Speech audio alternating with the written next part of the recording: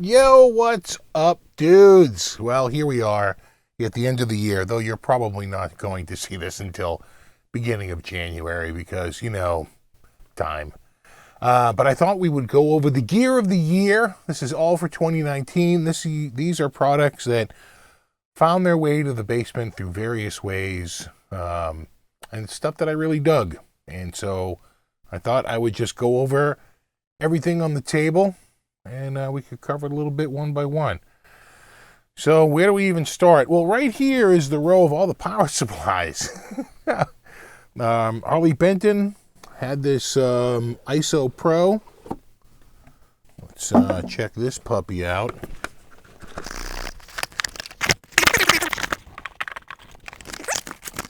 And right there. Ooh. Compact. I don't know. Let's see if we can put this over here. And you can check it out on the close-up. And it looks like we have, wow, 2, 4, 6, we have 8. It can power eight pedals. That's pretty awesome. The Thomann IsoPlant Pro, right there. Yeah, cool. Remember where my camera is. All right, there we go. Well, we're talking about Harley Benton. The next thing up is this cool little looper that I've been having fun with. This is a fairly simple unit, very much like the Ditto. A nice little no-click, and it's your standard can record and repeat, and you hold it down to flush everything out and start all over again. Then do a simple level volume, and that's it. And it's in the little micro design. So if you have a little space on your pedal board, you need a little looper, a little mini Harley Benton. Next up, Epiphone. We'll do another power supply. Got this out at Summer NAMM.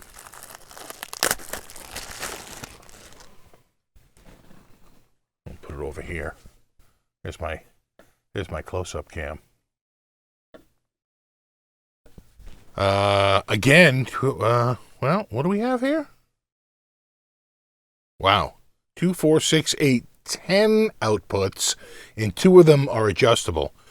So it looks like it's 9 volt on 8 of them, and then 2 of them can be adjusted for 6, 9, or 12 volts if you look at those buttons at the top. Is there an 18 volt option? I don't think so, no. Right there. Pretty sick. All right. That's the Epiphone Power Station PST-10. Pretty cool. I'll go there. All right. Since we're on power supplies, the Engel Power Tap. I like the name of that, because Power Tap is a real thing, Besides anything that's kind of like tap. So what's this? That feels like cables. I'll bet it's in this long one. Probably in here. I have a feeling those other boxes are, yeah, this is heavy. The feeling the other boxes are, yeah, there it is. Woo! That's nice. Take that puppy out. Again, we'll put it over. We'll put it over here under the close-up cam.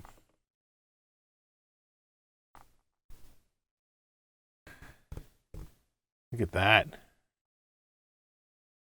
It's a respectable neighborhood right there. All right, what do we have? We have 2, 4, 6, 8, 9 volt outputs, a 12 volt output, and an 18 volt output. And the 9 volt outputs are 2, 4, 6, 7 100 milliamp and a 500 milliamp for some big item. I'm looking your way, Strymon. Yeah. Oh, and it can light up. Looks like it has lights up. If you want, if you can see the little bulbs right there. Pretty sick. Nice. All right, so that's the Engel Power Tap. You know, I actually have like 3 boards around here. Two were sent to me, and one I bought off of Amazon. I'll put that down there. We'll go one by one. What's next? What do we have? Let's go picks. These were at 42 Gear Street. These are, and I'll put them over here. These are the Tusk Tone Picks. As everyone knows, I'm with Dawman, but if I wasn't, I'd give these a hard look. They're made of the Tusk material. It's the same material that they make the nuts out of. They're calling them harmonically rich, and they, I think they make them a little different sizes and thicknesses to give you different. So, and whether or not it's a rounded tip or a sharp tip, will give you the attack variants. So those are those. Although I should probably take these off so I know what I've covered.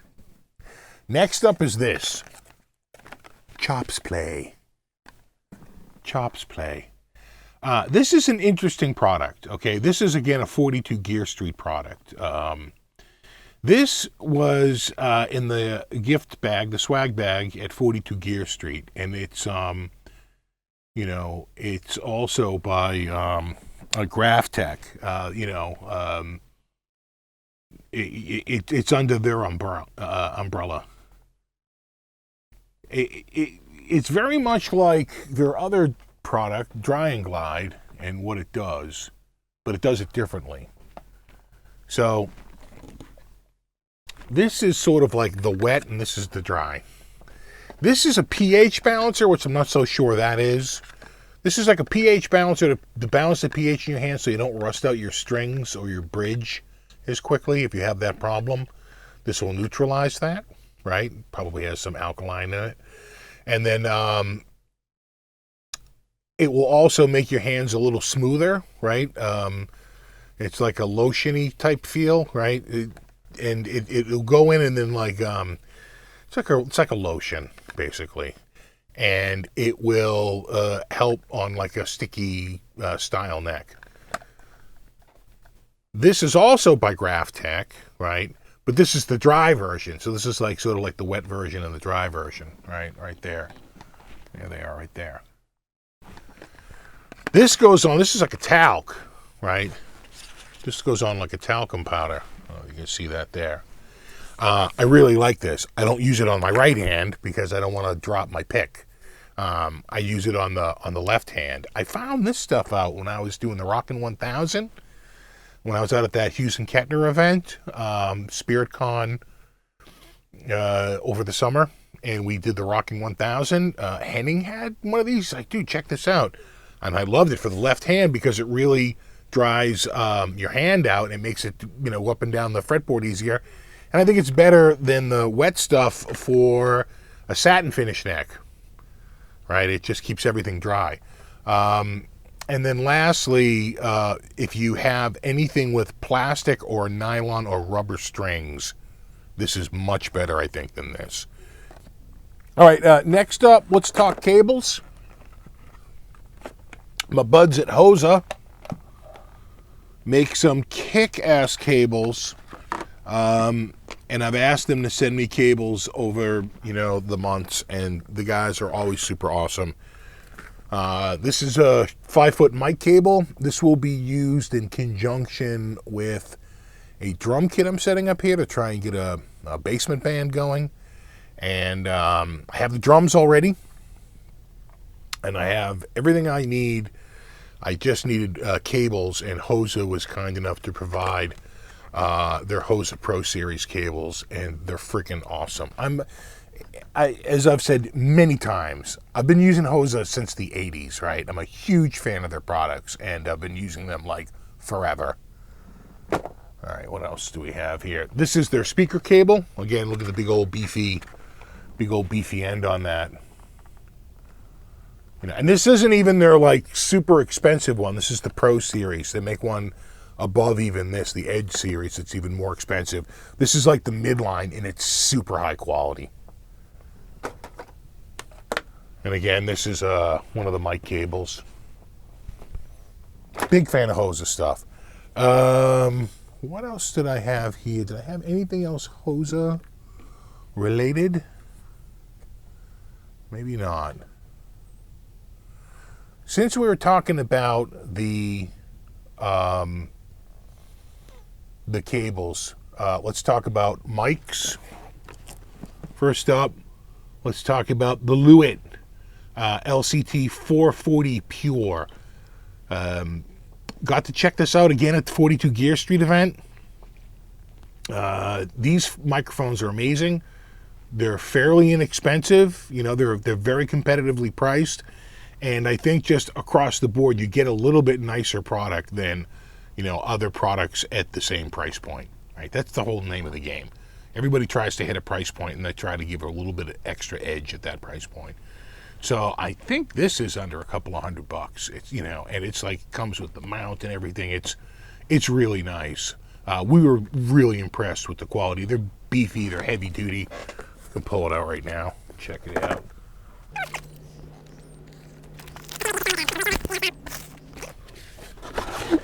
Ooh. Oh yeah, look at that. Again, the weight, it's so nice. It's so beefy. Check that puppy out. We'll put this over here in front of the close cam. So nice. So well made. Heavy metal construction. Nice stuff. I'm a big fan of Lewitt and the people there and the products they make. And of course it comes with this totally sick mount.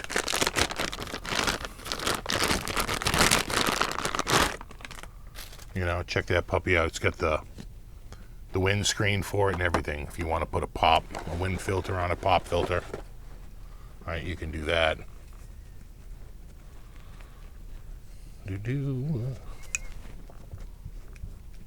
Yeah, there we go. Down and over. You like that?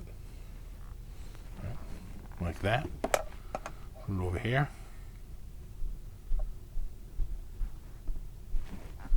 Yeah, it's awesome. Awesome stuff. I'm a big fan of the Lewitt stuff. And then of course it comes with this awesome mount. That's just fantastic. You see it right there. Great stuff. All right, let me get this back in here. So we can go there. Let's probably just get stuffed in there like that.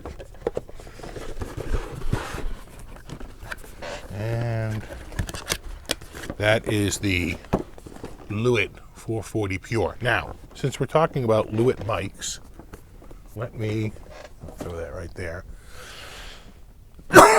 Let me pull this bad boy out right here. This is the Lewitt microphone kit for a drum set. You get 7 mics.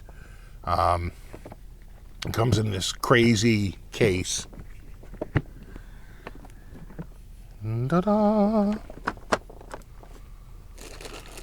And again, the mics are so heavy, so nice. You get a couple of pencils for the overhead. We can open this up. See that? Show it over here. And right here. Just really, really, again, I can't stress how nice the feel is in this. The case and the real cool mic, the mic that really is the sort of like the pièce de résistance, is this here, which is the kick drum mic. And what it is it's a dual capsule mic. It's both a condenser and a dynamic capsule, and they're phase aligned. They're perfectly phase aligned. So you get a dual capsule, and you get a much fuller sound out of the drum that you can, you can manipulate. You can say, I want a little bit more of this capsule or that capsule, and go back and forth between the two until you find the sound you like. And we were all sort of blown away by the dual capsule mic, and it comes with a an adapter to be able to break out the two individuals. And then of course you got these adorable little tom mics.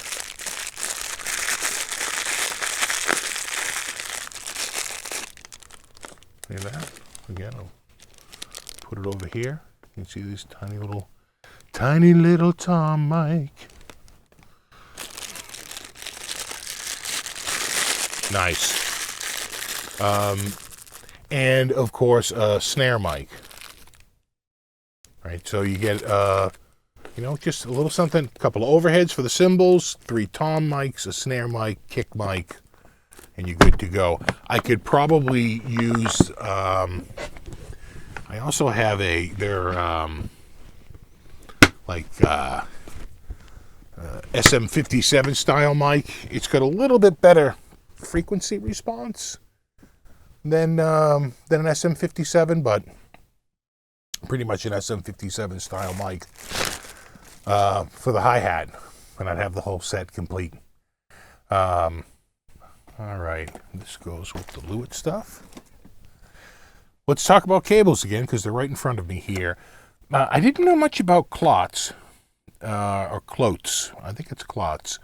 But this is a company that I met through the 42 Gear Street event again. And it was the guy who was, I think, working with Friedman over there. They're two separate companies, but it's like one guy who works through like this distribution, right? He's like a distributor.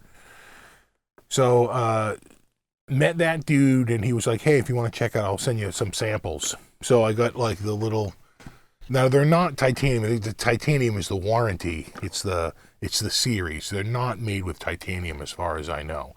But they are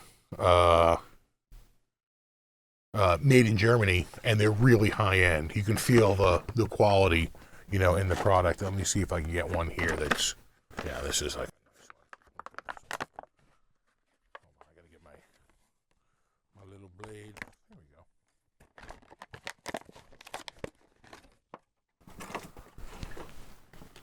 we go. You can see that there.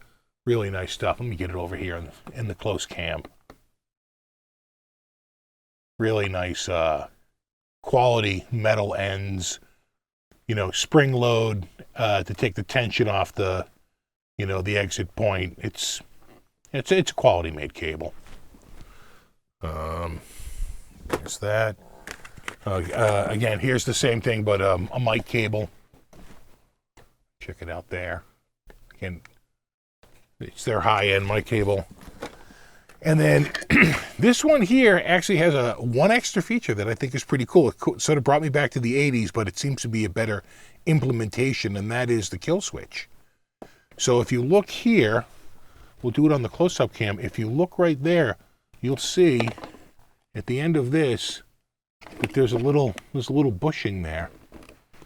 And that bushing goes in. When it's all the way in, you get the signal. When it's out, you don't get signal. You see that? In signal, out no signal. So you plug the black end into your amp, right? Black end to the amp and red end into your guitar. And as soon as you unplug your guitar, it cuts the signal so you don't get the, it's awesome. So automatic cut cable by Klotz or Klotz. I think it's Klotz. And nice stuff. Again, from the titanium series. I don't think they're made from titanium. What's next? Let's go these Danelectros here. These are killer. You've got the breakdown, which is basically like a clean boost, and you've got the Eisenhower. So the breakdown is actually more than that. It can actually get pretty overdriven. So it's not quite a clean boost, but it starts out that way and gets progressively heavy as you work down. In fact, I can probably throw a few samples up right here.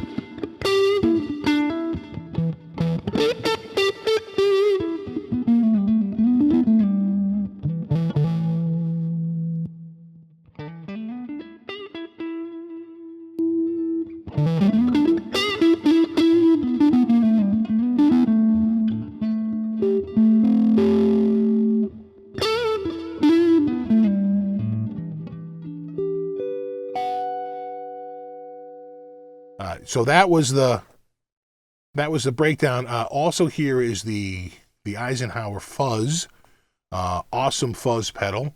I can probably throw a couple samples up right here.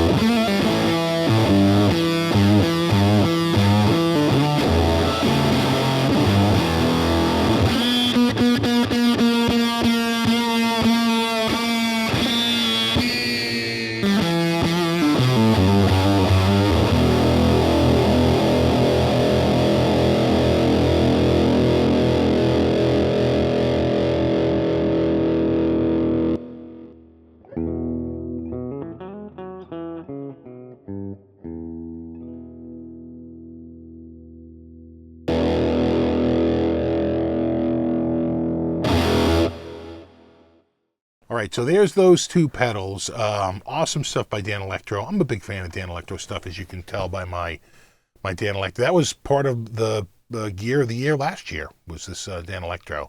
I'm a big fan of their products, and I use them on a regular basis, so that's about as good a vote of confidence as you can get. Regular use.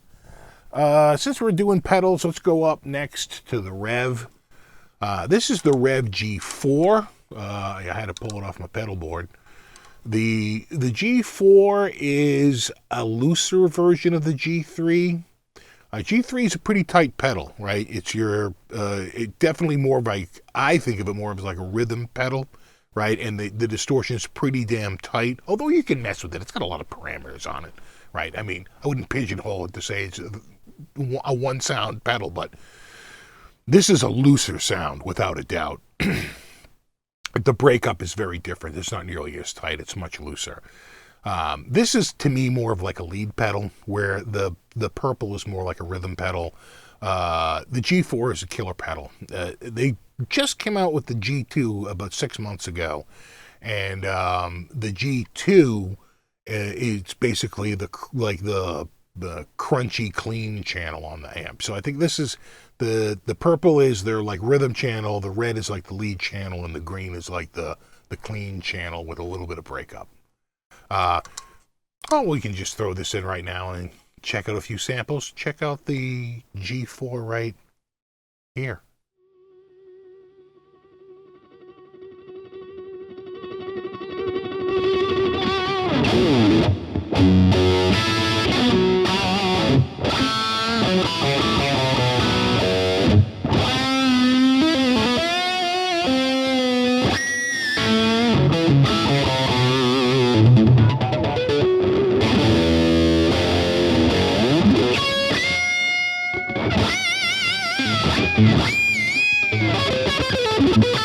Yeah, no, it sounds awesome. All the distortion you heard in that was from this, right? It was plugged straight into a clean patch. And so everything you heard was all G4. It's a killer sounding pedal. And at some point I'll get a G2 here. Maybe we can do a comparison of all three, the G3, the G4, and the G2. Although in a couple of weeks they're probably going to come out with like the G1 or the G5. Lay your bets down. All right, what else do we have here? I guess since we're doing pedals, let's go to the Friedman. Let's go to the Friedman. This is your Gold 72 wah pedal. I've been looking for a wah for a long time. And again, 42 Gear Street, I went to that event, and Dave Friedman was there, and I hung out with him and his crew, and, you know, we were talking about, you know, different guitar-related topics. And one thing that came up is that my wah pedal absolutely blows. I have two wah pedals. I have an old Mutron, and I have a Crybaby, and they both have all kinds of flaws. So they were like, hey, check out the Gold 72. And I did. And this is it. And this is a killer wah. So high end, so many features. If you don't like it, you can switch out whatever you like. The bottom panel comes off, and you know, you can tweak this pedal in a major way. I sort of liked it. I heard it there. I don't know what they had it set up to, but I'm going to try and duplicate the sound I had there because I thought it sounded pretty awesome. So that's the Friedman. You know, we'll get it on the close-up cam here. As you can see, it even has this little switch here, three-way under there to. All right, you see it? So as you can see, it's a pretty sick wah. I could not have had, you know, a better solution to my dilemma, which was two crappy wahs. Crybaby makes a better wah now, but mine's from 1986, and back then the tone suck was real. And that's the one thing that this has, you know, the ability to like pass through the tone without ripping the guts out of your pickup tone. It was a huge problem with it. Let's do the. Do you even sub-snake, bro? This is the Little Bro Sub-Snake. This is one of my, pretty much necessary items for the drum set kit. Because I can't run from the other side of the room 25, I mean, I could, but it would just be a nightmare. So what I want to do is I want to get a drum kit about 15 feet away from me, mic it up, and get all those microphones over here in a very clean fashion. This is how you do it. So what I'll do is I'll take the Lewitt mics, and I'll take the Hosa short cables, the 5-foot cables, and I'll plug all the microphones in here. Then this single cable snakes over, right? That's why it's called a snake. That'll snake over here and show up here at my Focusrite AT9 20. And I actually have another item to use for that. It's an Octopre. In fact, I should probably show that in this video, but I'll run it into there, use those 8 analog ends, and be able to record the drum set with each individual. So I can mix it all later. I can record 8 tracks simultaneously and then be able to mix it in post, right? Rather than some group microphone or a pair of stereo microphones with a kick and a snare, it's going to be much harder to mix. So the Little Bro snake is absolutely necessary.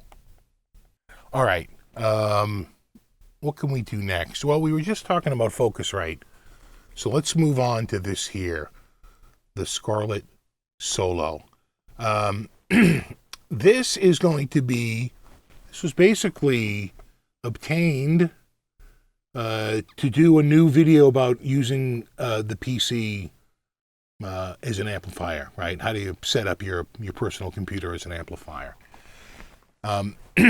It's hard to do that video and use an 18920. It's too confusing. It's too big of a piece of gear to get through basic concepts. This is much simpler, right? You got a mic channel. It's got a guitar channel, and that's it. So it makes it a lot easier. But you get the Scarlett, software, and this is 3rd gen, and there was a huge improvement from 1st gen, which is what I used in the first video, to 2nd gen, and then an even more of an improvement, though I don't think quite as seismic as it was from the 1st to 2nd, from 2nd gen to 3rd gen, and they added some extra features like a digital version of their Air software, and a whole bunch of other stuff. They're trying to up the game even on the entry level model, and I believe these were like under $100 or right around there. So it was perfect for that type of video where you're trying to save costs. We'll still not really sacrificing quality. There's so many products out there you can just plug your guitar into some USB connector, but unless it's ASIO compatible and you have some really strong drivers, it could be a headache. All right, what's up next? This is a cool little product, and I do mean little. This is a Rockboard line buffer, right? It's a natural sound buffer for your pedal board. I didn't realize how much I needed this until I plugged it in. I literally pulled it off the pedal board to show you because I use it on the pedal board all the time. When I plugged it in, I could not believe how much better the guitar sounded. It really is like a line conditioner, and really does. If you have a pretty decent pedal board with a few effects on it, this goes a long way to keeping the tone, sounding pretty great. What else do we have here? Something else from Engel. Getting down there. Oh yeah, this is their fuzz pedal. This is their fuzz pedal. Great pedal. I checked this out at 42 Gear Street too. Right there. I'll put it right there. Everybody's doing a fuzz. Engel said, we'll do one. Check our fuzz out. Actually, why don't we check it out? Let me give you a few examples of this fuzz pedal right here.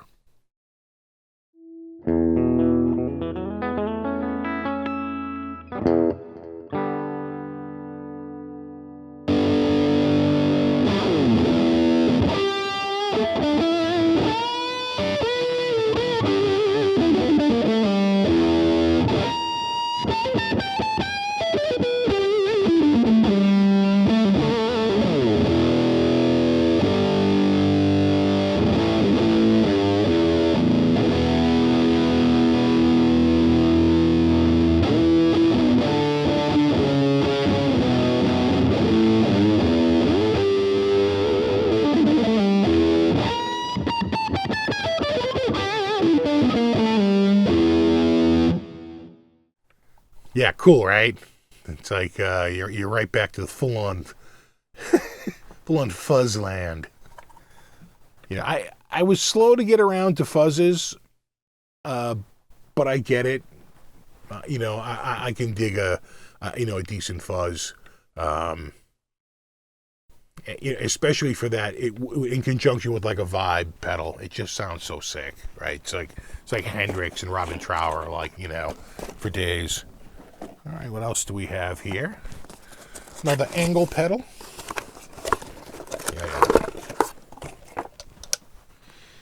Yeah, this one's a little dusty. I've had this one out a few times. This is the full range. This is basically a clean boost.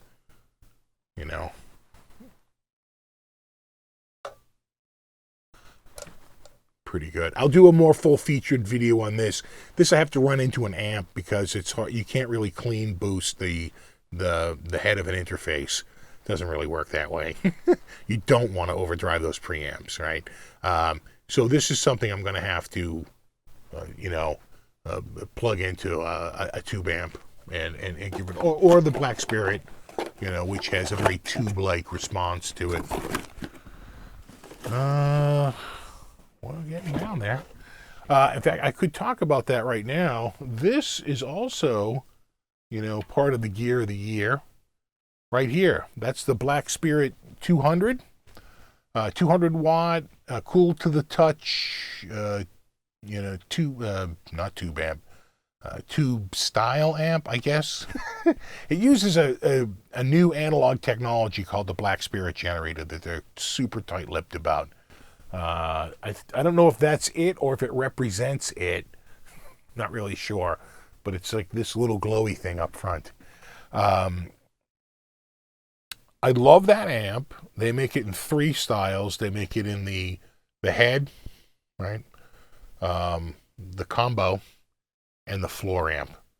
For my money, I really like the combo. The combo has a specially designed speaker with port combo, right? Where they port tune the bottom of the speaker, and I believe it's a closed back with the bottom port.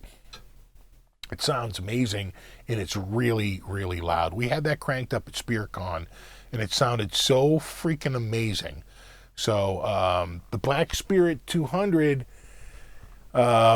pretty much, might be my amp of the year. It's pretty sick.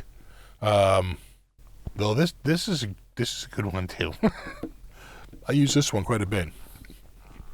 Next up, something just a little. I picked this up at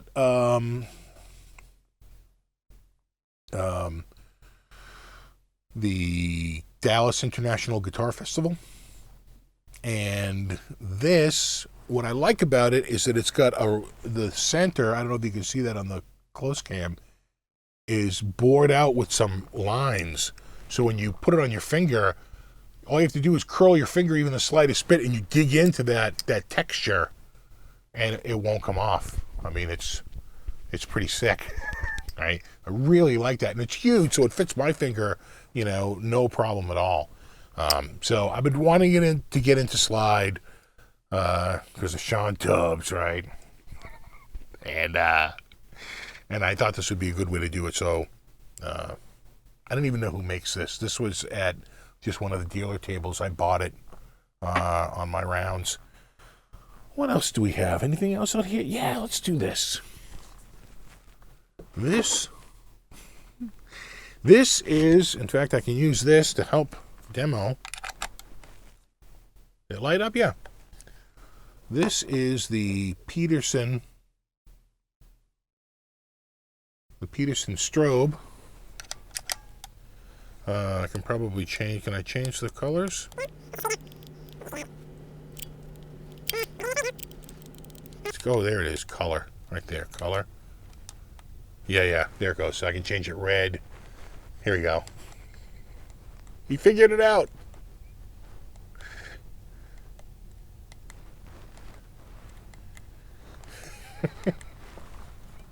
Oh, hours and hours of fun.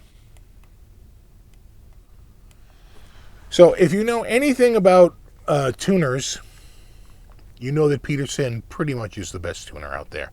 I don't know that there's a lot of room for debate on that one. Peterson is pretty much it. Any top luthier looking to truly intonate their instrument would always use a Peterson strobe tuner. I mean, that is just a fact. So when Peterson came out with a floor version of the Peterson strobe, we were all kind of, psyched about it. This is the upgraded version. You have a high definition screen. You have all the sweeteners built in. It has a USB port. Let me show it right there. It's got a USB port on the back, so you can, update it and load more, patches into it. It's the quiet click. that you would expect from a high-end unit. It really is the best tuner I've ever used. Again, this came out of 42 Gear Street, and kudos to Peterson for laying this on us, because it's easily the best tuner I've ever used. I mean, clip-on tuners are very convenient, but you will not get the level of accuracy that you will get with this on pretty much any other brand. What else? Let's talk about this right here. We'll save the Boss stuff for last. I'm keeping this here because it's my plane of focus for my close-up cam.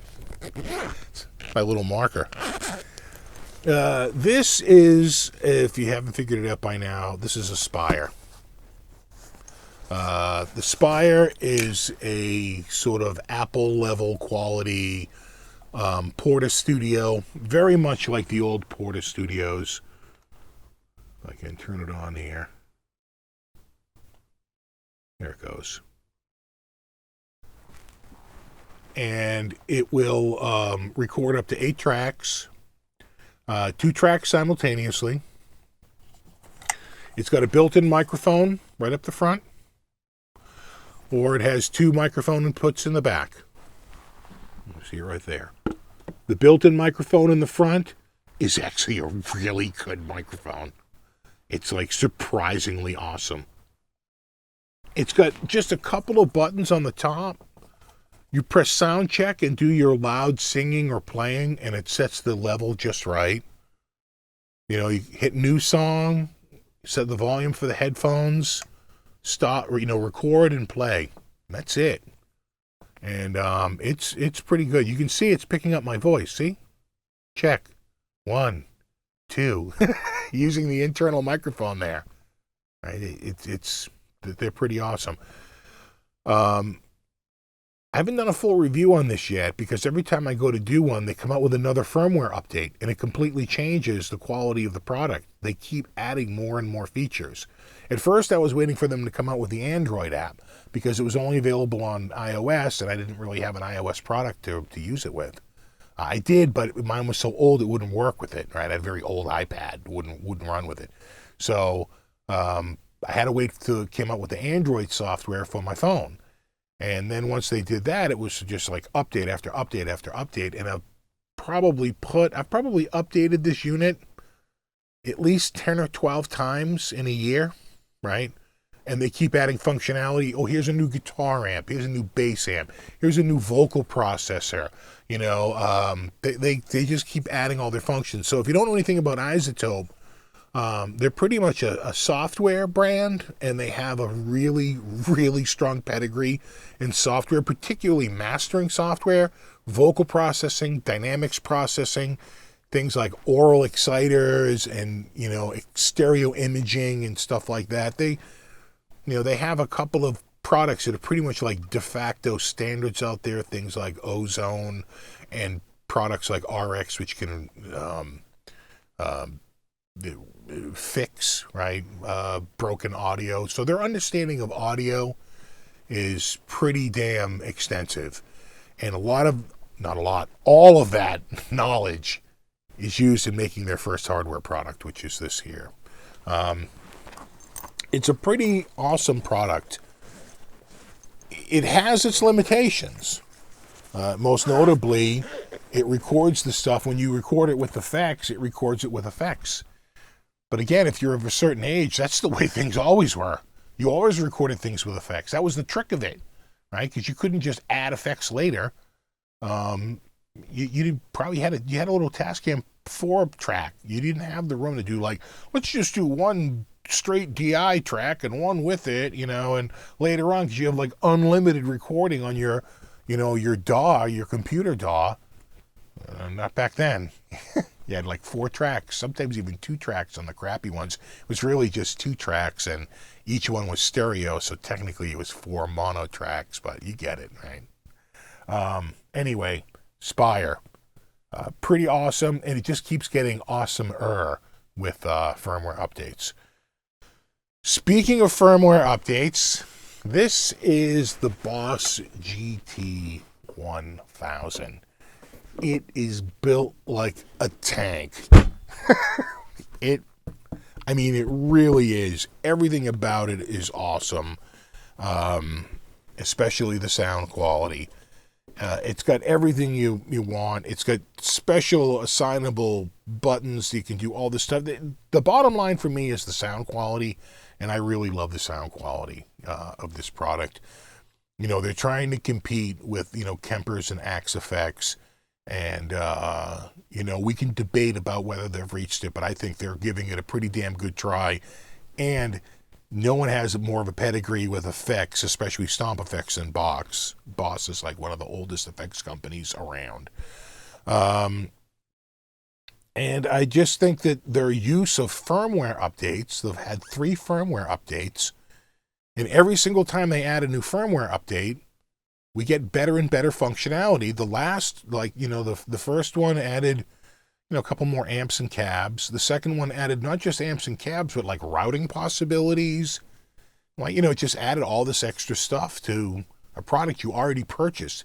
The third one added complete bass support, bass amps, bass cabs, bass effects. Also have a bass and you want to run it through it? You do it with this. So, my hat's off to them for not only coming out with an amazing product, but through the use of frequent updates. All those updates happened within a year. Their frequent use of updates has really kept the product fresh.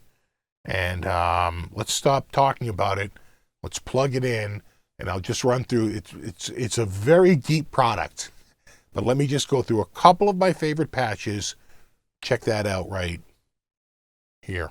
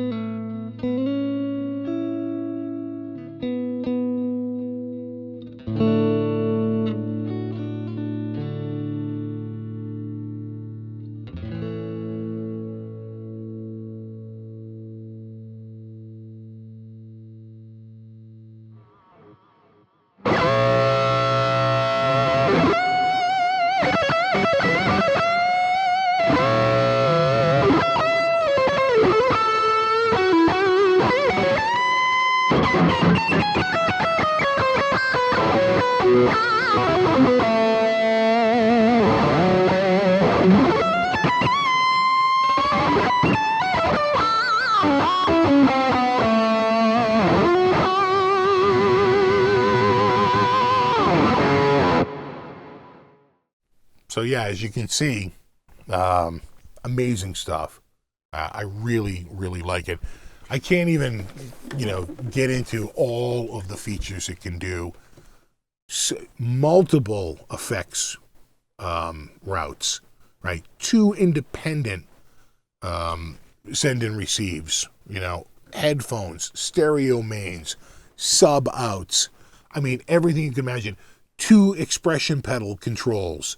An amp control. You can run this out to control a patch, the settings on your amp. Like if you have a foot switch, you can program this to act as the foot switch for your amp to change it from the clean to the dirty section. I mean, damn, this thing is good. And of course, MIDI and USB. I've already updated this thing a couple of times, or once with the firmware, and then I also plugged it in with their software to be able to control the product using the software, so I don't have to program it using the little screen. Go right to the software on my laptop, and I can control it right from there and very quickly put a patch together. So, really like the Boss GT1000. This might be one of my favorite products, if not my favorite product of the year. Last but not least, God, I love this little thing. The little Katana Mini.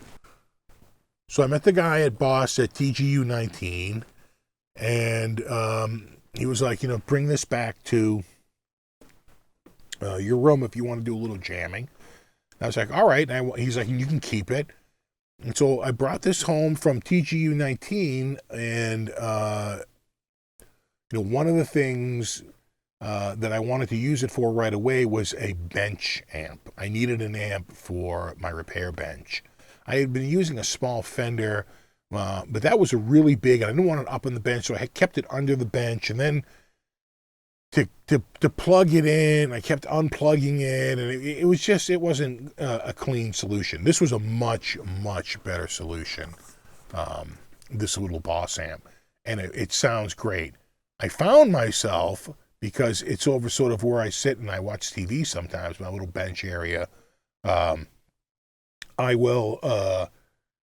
use this as like a little TV practice amp, and I use it actually quite a bit. If I have to work out a little something and I want an electric guitar tone, I can plug into this, get that nice crunchy tone, or even a little sort of Van Halen-ish style tone out of this on that brown channel. It sounds awesome. This little amp is surprisingly good. It can be a little bright, and a little trick I found was to just take the amp, and instead of having the speaker facing right towards you, I would just turn it away from me. And then it would sound great. It acted like a little buffer to take all that high end off. And now all of a sudden, you heard more of the lower and mid frequencies, and it sort of balanced the tone out. I think when I was facing it towards me, no matter what I did, it was always maybe just a touch too bright. So if you're thinking it's a little bright for the tone you're going for, just turn it away from you slightly and see if you like it a little bit better that way. What else did I get this year? I think that's everything for non-guitar stuff. Everything else this year was a guitar. Oh, you know what? I guess this could go under This is non-guitar. I mean, it has strings, but it's not really guitar related. And that's this. The little mini. Let me just throw that over there. The little mini bass. Right there. From Ortega. I did an unboxing video of this already. It's just a ton of fun. Right? This little thing is just.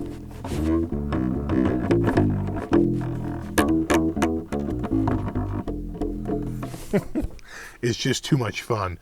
At some point I'll have a dedicated full, demo video, of the instrument, but This was at 42 Gear Street, and again, just sort of like a fan favorite. Everybody kept picking it up and going, "Oh, I love this little bass." You know, same with the double neck uke, which I actually don't even have here. It's upstairs. My son confiscated that pretty quickly. He was like, "I could probably just keep it up in my room while you're not using it." Like,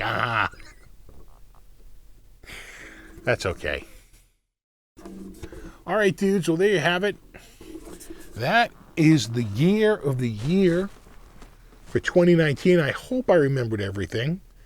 I will be back soon enough with the guitars of 2019, and that will include the guitars we lost this year, which was quite a few. So check that video out when it drops, probably in another day or two. And there you go. All right. Awesome gear in 2019. I'm hoping more gear. I'll be heading out to NAMM in a few weeks, and you know, the collection of gear starts again. All right, guys, there you have it. As always, thanks so much for hanging out, and rock on.